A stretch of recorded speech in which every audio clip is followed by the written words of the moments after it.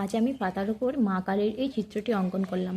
এখন আমাদের প্রতিটা ঘরে ঘরের মেয়েদের এই মা কালীর মতো হয়ে উঠতে হবে। আমাদের সমাজের নিয়মগুলো না বড় অদ্ভুত। কীভাবে কাউকে পায়ের তলায় রেখে এবং মুখ বন্ধ করে তার থেকে সমস্ত সুবিধা নিয়ে নেওয়া যায়, এটা আমাদের সমাজ খুব ভালো মতো জানে।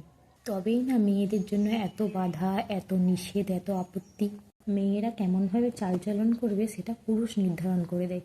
ছোটবেলা থেকেই আমাদের মনে গেঁথে দেওয়া হয়, তুমি রূপে লক্ষ্মী হও আর গুণে সরস্বতী, আর সংসারের কাজে তো দশভুজা।